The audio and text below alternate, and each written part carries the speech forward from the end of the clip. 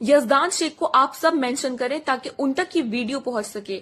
और अगर आप मेरी ये वीडियो देख रहे हैं तो मैं आपसे रिक्वेस्ट करती हूँ कि आप ज्यादा से ज्यादा अपनी ऑडियंस को अलर्ट करें, क्योंकि आपका नाम यूज करके बहुत ज्यादा फ्रॉड किया जा रहा है। तो हुआ ये कि मेरी एक कुरान क्लास की स्टूडेंट मुझे मैसेज करती है और रोकर मुझसे बोलती है कि आपी क्या मैं आपको अपनी प्रॉब्लम खुलकर बता सकती हूँ। मैंने बोला जी बताइए।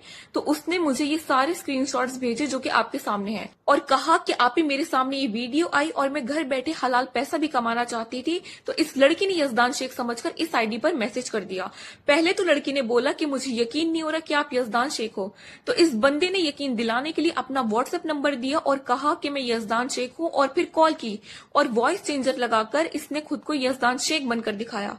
अब लड़की को तो पूरा यकीन हो गया कि भाई मेरी तो यजदान शेख से बात हो रही है।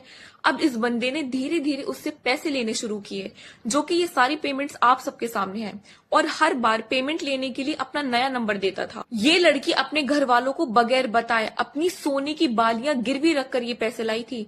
और आज तक जितनी लड़कियों ने अपने घर वालों से बातें छुपाई हैं ना, वो सारी की सारी बर्बाद हैं। अब इस लड़की को शक तब होता है जब पैसे देने के बाद भी इसके हाथ कोई प्रॉफिट नहीं लगता। ये बंदा बस पैसे मांगता रहता है, और 3 बार जब लड़की पेमेंट कर देती है, लेकिन चौथी बार जब लड़की पेमेंट करने से इनकार कर देती है और अपने वही पैसे वापस मांगने लगती है, तो ये फ्रॉडी उसको साफ मना कर देता है।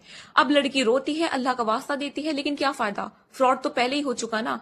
अब ये तो एक्सपोज हो गया कि ये फ्रॉड है। अब इस बार वही सेम यजदान शेख वाली वीडियो दूसरी आईडी से लड़की के पास आती है, तो लड़की मैसेज करके पूछती है कि आप कौन हो। तो ये फ्रॉडी भी बोलता है कि मैं यजदान शेख हूं। तो इस बार लड़की वीडियो कॉल पर आने को बोलती है, तो सामने से कोई रिप्लाई नहीं आता। तो मुझे पूछना यह है कि जब सारे ही यजदान शेख हैं, तो असली यजदान शेख कोई और है क्या? और आजकल 13-14 साल से लेकर 18-19 साल तक की लड़कियां ही सबसे ज्यादा निशाना बन रही हैं। इसलिए सारे पेरेंट्स से यही बोलूंगी कि अपनी लड़कियों पर नजर रखो कि वो क्या कर रही हैं और किससे बात कर रही हैं।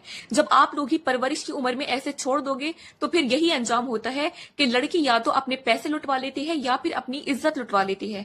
इसलिए सारी लड़कियों से यही बोलूंगी कि अपनी अकल को घुटनों में मत रखो, किसी पर भी अंधा यकीन मत करो।